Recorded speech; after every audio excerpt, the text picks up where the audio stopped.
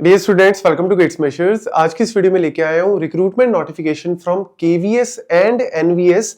और यहाँ पे केवीएस और एनवीएस की तरफ से पीजीटी और टीजीटी के अंदर वैकेंसीज आई हैं। काफी अच्छी वैकेंसीज हैं, लेकिन कुछ पॉइंट्स ऐसे हैं जिन्होंने थोड़ा सा मूड खराब कर दिया। मतलब मेरा तो हुआ ही है, being a teacher, being a tutor, बच्चों का भी खराब हो जाएगा जब वो ये सारी नोटिफिकेशन देखेंगे। क्यों, कैसे, सारी चीजें आपको बताता हूँ। सबसे पहले तो अगर मैं बात करूं, जैसा कि एक्सपेक्टेड था, मैंने कुछ दिन पहले वीडियो भी बनाई थी कि नंबर ऑफ वैकेंसीज तो ठीक ठाक आने वाली है, लेकिन एलिजिबिलिटी और एग्जाम पैटर्न में इन्होंने थोड़ा सा चीजें जो है वो टफ कर दी हैं। तो सबसे पहले तो चलो मैं आपको थोड़ा सा पॉजिटिव साइड पहले बता देता हूं कि क्या है हमारे पास। जो अगर मैं पीजीटी वैकेंसीज की बात करूं तो पीजीटी इन केवीएस, तो केंद्रीय विद्यालय में जो पीजीटी की वैकेंसीज है तो काफी सब्जेक्ट्स में निकली है वैकेंसीज। तो बीइंग अ कंप्यूटर साइंस अगर आप भरना चाहते हो तो अच्छी बात है, इसको भर सकते हो। अदरवाइज कोई और अगर आपके नोन में है तो उसको भी बता सकते हो, क्योंकि काफी अदर जो है वो सब्जेक्ट्स के अंदर आई है वैकेंसीज। चलो मैं फोकस कर रहा हूं यहाँ पे कंप्यूटर साइंस में। तो कंप्यूटर साइंस की अगर मैं बात करूं तो यहाँ पे वैकेंसीज आई है 176 वैकेंसीज है कंप्यूटर साइंस में, जो कि पीजीटी के पॉइंट ऑफ व्यू से एक अच्छा नंबर है। ठीक है, तो ये मैं बात करूं यहाँ पे केवीएस के अंदर पीजीटी की। और अगर मैं बात करूं यहाँ पे आपके पास जो है वो पीजीटी इन एनवीएस, तो एनवीएस में भी वैकेंसीज है, वो आई थिंक नेक्स्ट पेज पे है। तो 176 यहाँ पे हो गई। और अगर मैं बात करूं एनवीएस के अंदर तो नवोदय में यहाँ पे वैकेंसीज है 135।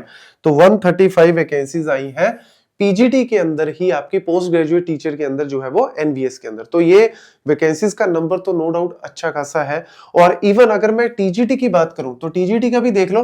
तो टीजीटी में जो आपका कहीं ना कहीं केवीएस वाले में अभी वैकेंसीज नहीं आई है। केवीएस के अंदर जो है वो टीजीटी में इन्होंने वैकेंसीज नहीं दी है, बट हाँ एनवीएस के अंदर जो है वो इन्होंने अच्छी खासी वैकेंसीज दी है, दैट इज 653। तो 653 वैकेंसीज है, which is a very very good number, क्योंकि इतनी सारी वैकेंसीज ह्यूज जो है वो बहुत टाइम बाद ही निकलती है। तो इसीलिए जरूर स्टूडेंट जो है वो इसको भर सकते हैं, लेकिन भरने से पहले जो इंपॉर्टेंट पार्ट है, ठीक है, हमें पता लग गया जी कि कितने नंबर ऑफ वैकेंसीज है। हमें ये पता लग गया कि आज से 14 नवंबर से चिल्ड्रन डे से स्टार्ट हो चुकी है वैकेंसीज इसकी, और 4 दिसंबर तक आपके पास सफिशिएंट टाइम है इसको भरने का।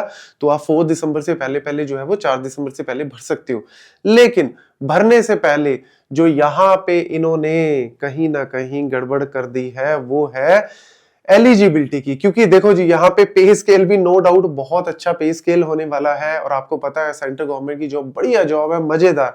लेकिन यार यहाँ पे जो है, जो प्रॉब्लम एक्चुअल में आई है वो ये वाली है, दैट इज बीएड वाला जो है वो काम मैंडेटरी हो गया है। तो मैं पहले हम लोग कंप्यूटर साइंस, बाकियों में तो होता ही था, चलो कंप्यूटर साइंस में कहीं ना कहीं प्रेफरेबल हो जाता था, या ऐसे हो जाता था कि भैया अभी नहीं है लेकिन इन फ्यूचर आपको करनी पड़ेगी, तो इन चीजों में चल जाता था काम। तो बच्चा एटलीस्ट अभी अप्लाई कर सकता है, प्रिपेयर करके एग्जाम अगर निकल गया तो वो कर ले बीएड, 1-2 साल लगा ले, अदरवाइज जो है वो ना करे। लेकिन यहाँ पे तो भैया जिनकी है कंप्लीट वही भर सकते हैं, अदरवाइज भर ही नहीं सकते। तो ये देखो जी, एमएससी कंप्यूटर साइंस आईटी, ठीक है जी, एमसीए वाले भी भर सकते हैं, बहुत अच्छी बात है। एमई एमटेक वाले जो कंप्यूटर साइंस आईटी वाले भर सकते हैं, 50% नंबर चाहिए। लेकिन जो बीएड डिग्री है, लो जी, विद 50%, ये भी आपका मैंडेटरी हो गया, क्योंकि 1 और 2 दोनों ही आपके क्या है, मैंडेटरी वाले पोर्शन में आ जाते हैं। तो आपका बीएड जो है, मतलब एक तो पोस्ट ग्रेजुएट, और इवन पोस्ट ग्रेजुएशन के बाद जो है वो आपकी बीएड भी चाहिए। तो यार ये तो अपने आप में खतरनाक सा काम जो है वो इन्होंने कर दिया है।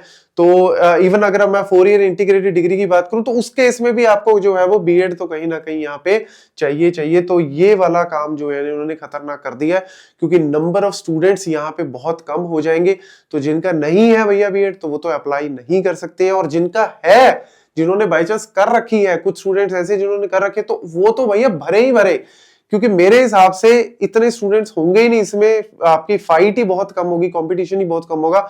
तो उनको तो अच्छे से तैयारी करके भर देना चाहिए, ताकि वो तो एटलीस्ट लग ही जाए। ठीक है, तो ये काम थोड़ा सा गड़बड़ हो गया है। क्योंकि देखो, जो टेक्निकल वाले में बात करें ना, जैसे मैं बीटेक की बात करूं, ये सारी चीजें जो है वो टेक्निकल कोर्सेज में आ जाते हैं, तो उनमें बीएड वाला बंदा सोचता ही नहीं है। तो प्राइवेट सेक्टर में जाने, वहां पे ले ऑफ का फंडा स्टार्ट हो गया। गवर्नमेंट सेक्टर में जाते हैं जी, बैंकिंग वाले कहते हैं हमें एक्सपीरियंस चाहिए, आईटी ऑफिसर वाले। और अगर जो टीचिंग वाले आ गए, इन्होंने बीएड का यहाँ पे डंडा फंसा दिया। तो तीनों तरफ से ही कंप्यूटर साइंस वालों की ऐसी तैसी हो रही है और कंप्यूटर साइंस ही सबसे ज्यादा कर रहे हैं। देखो मजे की बात, अगर मैं बात करूं कि 15 लाख बच्चा जो है वो जेई का एग्जाम दे रहा है, तो मान के चलो कि अगर लेट्स सपोज 10-12 लाख बच्चा जो है वो इंजीनियरिंग में जा रहा है हर साल, तो 10-12 लाख में आप बिलीव नहीं करोगे 80% बच्चा जो है वो कंप्यूटर साइंस में ही जा रहा होगा। सबसे ज्यादा सीटें कंप्यूटर साइंस की भर्ती है और उन्हीं का ही है। प्राइवेट भी मर रहा है उधर से और गवर्नमेंट वाले में ये पंगा आ गया। और टीजीटी में तो और भी पंगा है भाई, टीजीटी में तो और भी दिक्कत डाल दी इन्होंने। टीजीटी में बाकी तो ठीक है जी, बैचलर डिग्री सही है जी, बीसीए वाला भर सकता है, बीटेक वाला भर सकता है, 50% मार्क्स सही है। लेकिन यहाँ पे सीटेट, लो जी सीटेट का और यहाँ पे डंडा आ गया कि सीटेट भी आपका जो है वो यहाँ पे क्वालिफाइड, और साथ ही साथ बीएड और है, बीएड भी डाल दी और सीटेट भी डाल दी। लो जी यहाँ तो मतलब पूरा खतरनाक ही काम कर दिया कि भैया भरो ही मत, ठीक है, क्योंकि मैक्सिमम लोग जो है वो इस कैटेगरी में आएंगे ही नहीं यार। तो चलो ठीक है जी, जो है तो उनके लिए तो भैया गोल्डन क्या, once in a lifetime opportunity है, तो भर के अच्छे से तैयारी करके निकाल लो, इसके बाद ऐसी चीज जो है वो आपको मिलेगी नहीं, ठीक है। उनके लिए तो ये भैया पूरा खजाना ही आ गया जिनका किया हुआ है ये सारा, ठीक है। तो ये तो मैं बोलूं जिनका है तो वही भरो, अदरवाइज मेरे हिसाब से मैक्सिमम बच्चे जो है वो इस कैटेगरी में आएंगे ही नहीं। और उसके बाद एग्जाम पैटर्न की बात करें तो भैया टीयर 1 होगा पहले, फिर टीयर 2 होगा और उसके बाद इंटरव्यू भी होगा। और टीयर 1 में भी आपका अच्छा खासा है जी, general reasoning, numerical ability, basic computer, general knowledge, यहाँ पे इंग्लिश भी आ गया, हिंदी भी चूज कर सकते हो।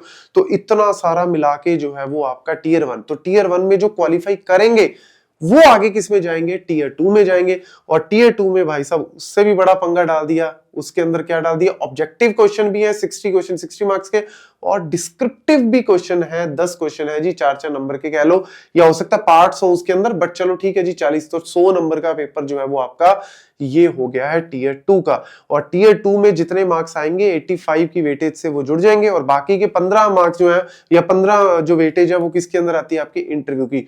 तो पेपर का पैटर्न भी यूपीएससी आईपीएस आईएएस वाला लेवल का कर दिया, और जो एलिजिबिलिटी है वो उससे भी खतरनाक कर दी। तो चलो ठीक है जी, मैं थोड़ा सा यहाँ पे डिसअपॉइंट हो गया हूँ, क्योंकि इतने जो है वो पहली बात एलिजिबिलिटी नहीं होगी, और दूसरा जो है वो कहीं ना कहीं एग्जाम पैटर्न भी इन्होंने थोड़ा सा, क्योंकि सारा कुछ ही डालने की कोशिश की। और यहाँ पे पीजीटी की लो जी एक और एक और पंगा है, वो है आपकी जहाँ पे फीस, तो फीस भी अच्छी खासी ले रहे हैं, पीजीटी की देख लो जी, और टीजीटी की भी यहाँ पे फीस देख लो जी, अच्छी खासी फीस ले रहे हैं। तो सारे पैसे मुझे लग रहा है यहीं से निकलवा लेंगे, जो भी इनका खर्चा वर्चा होगा। तो बस मैं यही बोलूंगा कि जो स्टूडेंट एलिजिबल है तो भैया वो तो डेफिनेटली भरे ही भरे, ठीक है, उनके लिए तो ये मतलब पूरा कुबेर का खजाना ही है। और जो एलिजिबल नहीं है तो वो सोचे कि भैया अब आने वाले टाइम में अगर आपने टीचिंग वाले में आना है तो बीएड करनी ही पड़ेगी। तो कैसे भी करके जुगाड़ करके भैया, मतलब जुगाड़ करके नहीं, एक्चुअल में बीएड जो है वो कर ही लो अगर आपने टीचिंग वाले में आना है। अदरवाइज प्राइवेट सेक्टर जो है वो ओपन है, वहां पे आप जो है वो अच्छा सर्टिफिकेशन करके या अच्छे स्किल लेके जा सकते हैं, ठीक है जी। चलिए, थैंक यू।